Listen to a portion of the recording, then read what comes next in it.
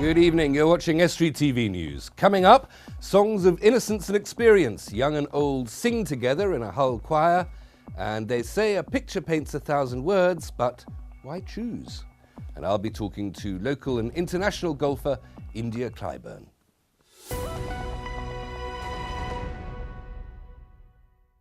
Welcome to Estuary TV News. I'm Hugh Richards. First of all, it's over to James Dunn for the news headlines.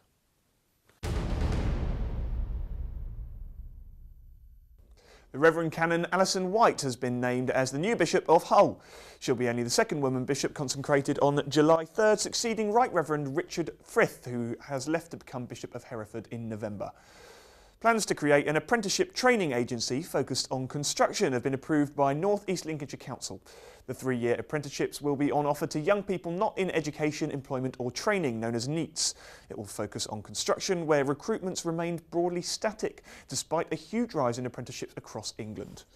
Monopoly execs were out getting some last-minute feedback from locals before putting together the Grimsby and Cleethorpes board. They were talking to people by Cleethorpes Pier and Grimsby Minster today, both popular choices for the voting so far. No destinations are yet confirmed, but there's a good chance Estuary TV might appear on the board. Voting closes on Sunday night. It's been extremely popular so far. We've had just under 5,000 votes, I believe. We've had everything from Dudley the Donkey to the pier itself, Grimsby Minster, Fishing Heritage Centre, the Dot Tower. Blundell Park has been extremely popular as well. Extremely happy with the response so far and confirmed our feelings that it's going to be a wonderful game and it's going to be embraced by everybody. I've had quite a number of Dudley the Donkey postcards, which are lovely. I'm thinking about making a house on my desk back at the office at the moment, and all of the staff certainly know who Dudley the Donkey is now, back at the Monopoly headquarters. So no doubt everybody's going to be coming down during the summer to try and ride some donkeys along the beach. Finally, when's it okay to start talking about Christmas? December, November, October even? Well, for a panto cast in Scunthorpe, apparently it's March. They launched this year's production of Snow White in the Toys R Us yesterday. But it's a special year for Darren Johnson, who plays pantomime dame Annie Fanny. So he or she thinks it's the perfect time to launch. Because it's never too early for pantomime. Did your mother tell you nothing, young man? You've got to get in there early. We sold out loads of shows last year, so we need to get people to book as soon as possible. Well, can't you tell? Look at the bags under these eyes. It's my 10th year at the Plowright Theatre, Scunthorpe. 10 years?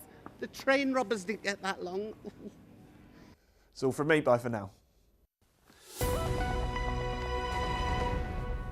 Young and old have come together to make music in Hull as the children of a primary school unite with the residents of a care home to form a choir. Stockwell Primary School is in perfect harmony with the NHS care home. Richard Morris is in good voice. A new type of intergenerational choir is partaking in an event intended to get young people working with the elderly in the Hull community. The idea sees school children from Stockwell Primary School work with residents of Alexandra Court Care Home in the city. The big question is why? I'm doing this because I love music, and the opportunity to have older people singing with younger people I thought was absolutely fantastic. It's something I've never done before, and I was up for the challenge. We rehearse for an hour a week, sometimes 2 hours a week, depending on circumstances and timetables and stuff. We've been rehearsing for the last 8 weeks. The children are in my choir at school, and I asked who'd wanted to come and experience this experience with me, and they came with me. And the students are really enjoying their time spent in the rehearsals. It's intergenerational, and I get to sing with my family and all my friends, and it brings us all together, all the residents and the children, and I feel really happy and safe. And they're already making plans for next year. Absolutely, the home and I have already spoke about continuing it to maybe do some singing with the ladies as for a concert in the home, but we're definitely working on that link to stay in touch. You're watching Estuary TV News. A little later, more local dialect in What We Say. Sounds like a Yorkshire expression to me. And James Dunn will bring you all the sports news.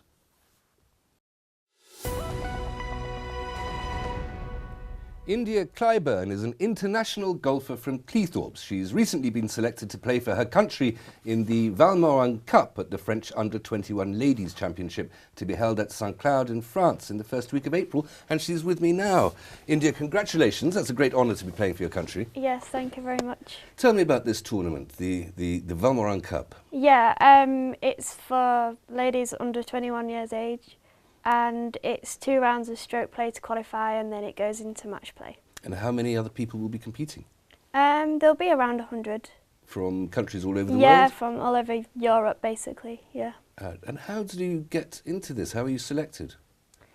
Selected through England Golf. They picked me to be one of the 6 in the squad for them to take, so they chose me, so happy with that. And I take it that's against fairly stiff competition? Yeah, definitely. There's good ladies in the squad this year, so it was good to be picked. How do you rate your chances? I mean, I've got a good chance. I've had this month to be practicing a lot, so everything feels pretty good at the minute. Okay, well, very good luck with that. But women's golf doesn't have quite the same profile as men's golf, did it? How did you get into the game? I got in the game through my parents, grandparents, and my sister played, so it was only fair that I got to play as well, I guess. Well, I think your sister Holly, she's been on the bench here once or twice anyway, hasn't she? Yep. She's a professional golfer now on tour, on the Ladies European Tour. And you started playing at what kind of age? I'd say around 10, 11. I played lots of different sports and wasn't really into that golf that much, but then I ended up picking golf as my sport. And it's clearly a very sporty family you come from. Yeah. What age were you? This is an infuriating thing to happen to any parent, but what age were you when you first beat your father? I'd say it was about 3 years ago, so about 15. You've been playing internationally for quite a long time now. Is this match in France, this tournament in France, your first time playing for England? No, all last year in 2014 I played for England about 5 times and then represented them in different events like this one. But this is the first time I'm playing for England in the Valmorin Cup. So. And what's your form? What previous titles do you have?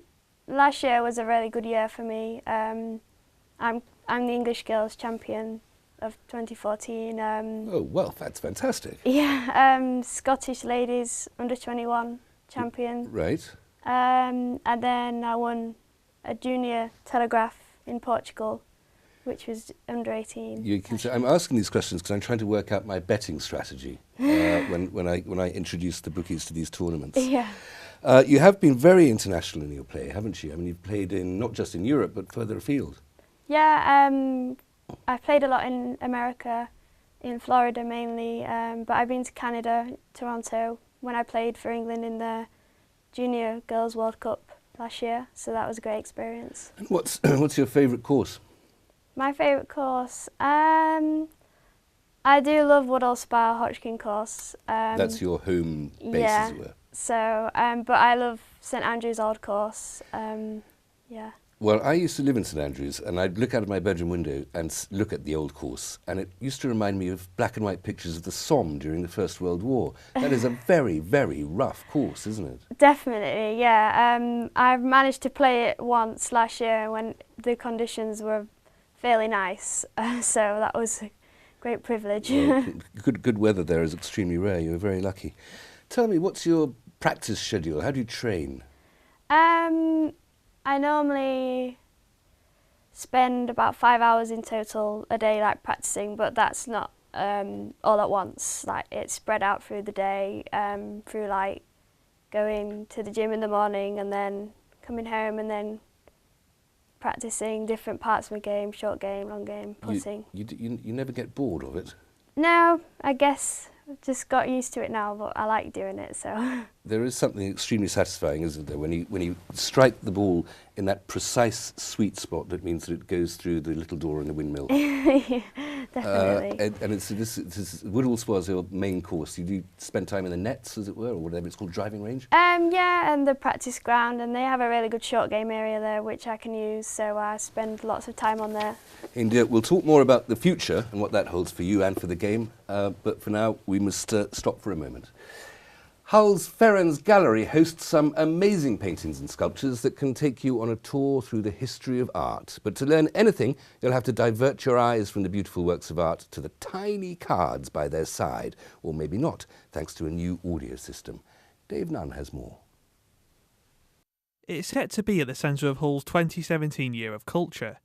Now, Ferrens Art Gallery is expanding the way it delivers an artistic experience to its users. We've introduced an audio guide for visitors, and that's based on research that was done a couple of years ago, which suggested that visitors would like something a little bit different to having the labels, interpretive labels that we have on the walls. And I know myself from going to exhibitions that sometimes you can get so locked into reading about the works that you spend less time looking at them. So it's actually a really nice thing to have an audio guide where you can listen and you can hear information about the work, but you can also look and use your eyes at the same time. Volunteers have been taking part in the idea. Dave Todd did the voiceover for the exhibition and learnt a lot about art along the way, with a little bit of difficulty. The difficulty was getting some of the Dutch names out. I had numerous goes at that. I would think typically it took a quarter of an hour to get a minute or even longer when you get some of the Italian artists and particularly the Dutch. God, blimey. The work turned out well, as we can hear. Portrait of a lady of Elizabeth's court, painted by William Seeger in the 1590s. It is not absolutely certain that he painted this picture, as works of this period were rarely signed, and often the product of an artist's workshop rather than the work of the individual painter. At this early date, the real purpose of portraits was to convey the sitter's social status and importance rather than to produce a realistic facial likeness. The ambition is that the project, which currently covers 20 pieces in the gallery, will be extended in time for the City of Culture and maybe even to other museums in Hull. This is very much a pilot project, and I think you're right that the timing of it is really good in the lead into 2017, and potentially it's something that could be extended and across all of Hull Museum sites to the benefit of all the visitors that we have. So I think it's a really exciting first step. There's be a lot of work still to do in the meantime, but it is a really positive step for the future. India Clyburn is still with me. India, what about your future? Are you going to follow in your sister's footsteps and go professional? Yeah, I hope so. I'm going to university in America first, so I've got 4 years there, and then hopefully I'll turn pro after that. Well, that's extremely exciting, isn't it? Whereabouts in America are you going? I'm going to North Carolina State University. Which is based where? In Raleigh? Raleigh, North Carolina. It's a very beautiful place, North Carolina. Have you been there before? Yeah, I visited last week actually for my official visit, so yeah, it was amazing. And what will you be studying? Sport management. How is this happen? Well, first of all, why are you going to North Carolina? I'm sure there are sport management courses in this country that are perfectly adequate. Yeah, true. I got a 100% sports scholarship for me to play on the women's golf team there and study as well, and then just the opportunity to go and live in America for 4 years was just quite appealing. Well, you picked a wonderful part of America, but they're just using you as a ringer, aren't they? They're just they've effectively hired you so that they can win all the American university golf tournaments. I hope so. Yeah, you hope so. Absolutely yeah. No shame in that. Well, why should there be? Tell me a little bit about Golf England. That's the organisation that has set up all this structure around your career. Yeah, I'm part of the women's squad for 2014-2015. And we have training days throughout the winter. They've finished now, but they helped me this year through me being in the squad. They give me money to play in tournaments, and then I get to play for England and just get really good opportunities. Once you've got this degree in the United States, then what will it mean to turn professional in the women's game this will be in about 5 or 6 years' time, I guess, won't it? What will that mean?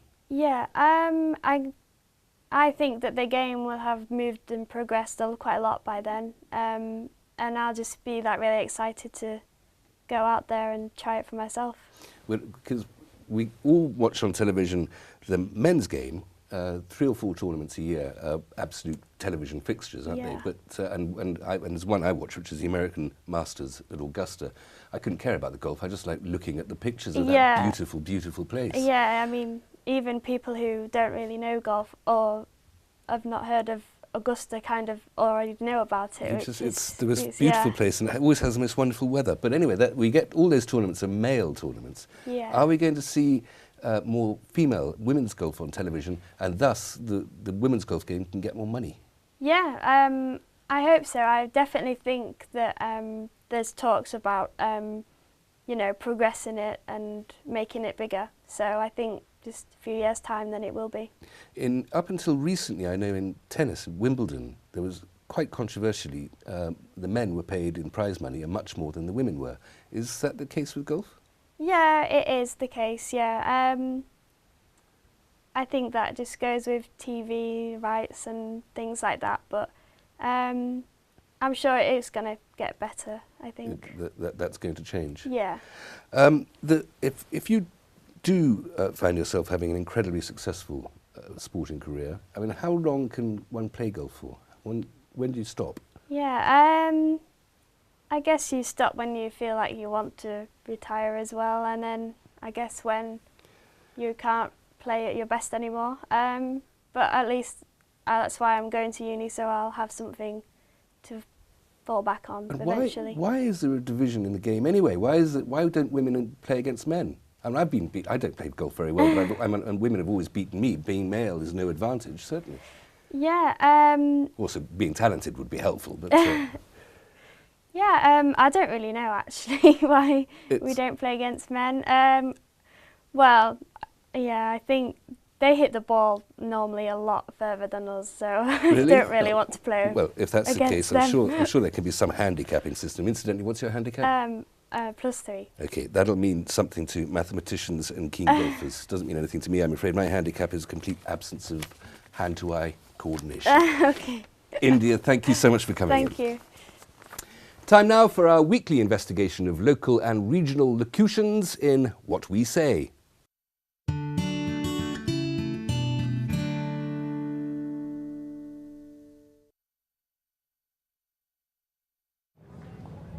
Sounds like a Yorkshire expression to me. Livid.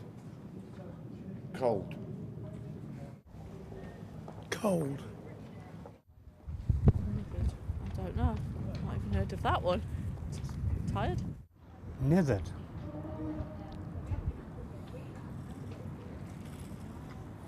You've come up with some good ones this morning.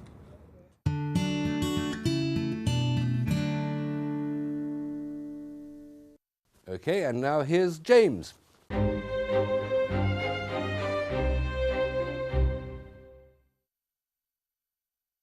Well, the first thing, I mean, there's not a great deal going on in North Lincolnshire. We've had a licensing committee at the Civic Centre. That's tomorrow at 10 a.m. That's been cancelled in case anyone was going to go to that. Cabinet on Tuesday. That's the 31st. Why was the licensing committee cancelled? I'm afraid I don't know, but it's been cancelled. I just thought I'd let anyone know in case. All right, fair enough. In case they were planning to go. Hull City Council. Again, nothing too interesting, but one thing I did want to point out is 2 appeals committee meetings.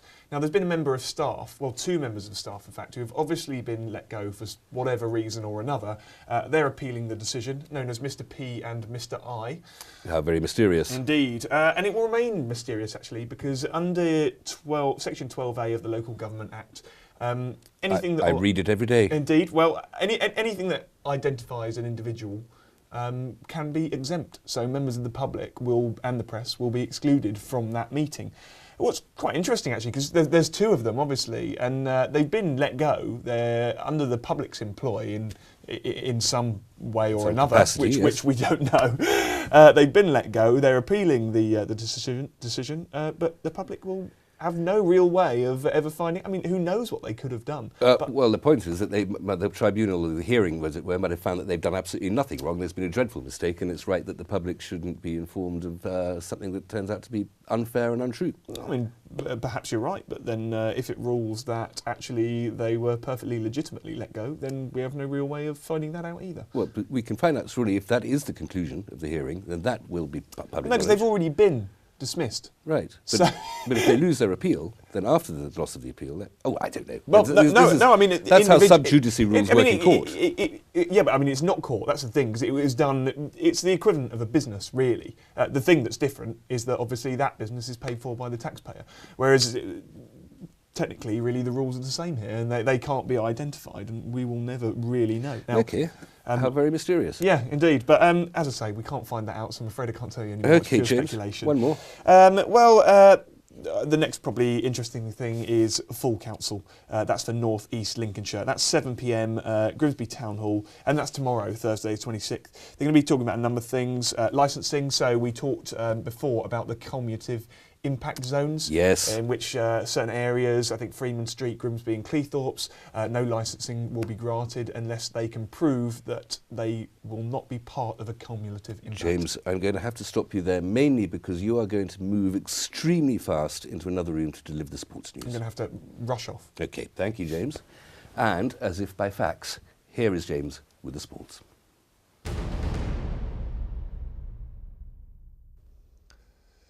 Scunthorpe United suffered a dent to their survival chances last night. The Iron lost 4-0 to Sheffield United at Bramall Lane and now sit a solitary point above the League One drop zone. The outcome was made worse by centre-half Miguel Lera being shown a straight red card for fouling Blade striker Mark McNulty. In contrast, Grimsby Town are now just 3 points behind Conference Premier leaders Barnet. The Mariners won by 1-0 at Dover Athletic last night via an early Linnell John Lewis strike. Town have today announced the signing of Torquay United midfielder Jordan Chappell on loan for the remainder of the season.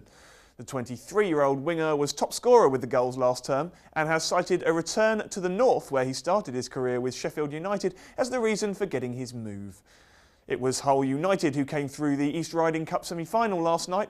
Citizens beat their Hull City Academy counterparts by 3-2 at the Roy West Centre. 2 goals by Jordan Harrison and 1 from Brett Agnew gave United a strong lead, but Max Clark netted twice late on for City to set up a tense finale.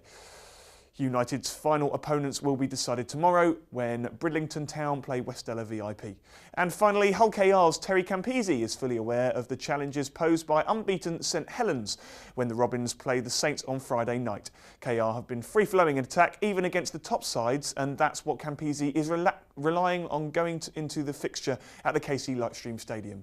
We've played quite well against the top teams this year, so we just worry about ourselves, get out there, hold the football as much as possible and just defend our backsides off. They're going to throw a lot at us.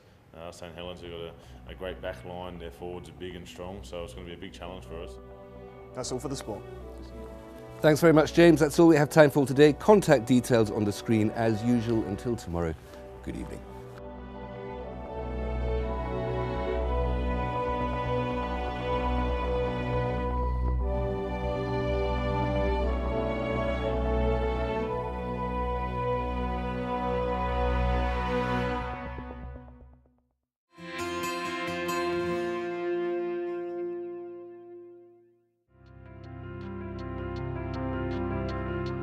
Hello and welcome to Estuary TV's weather.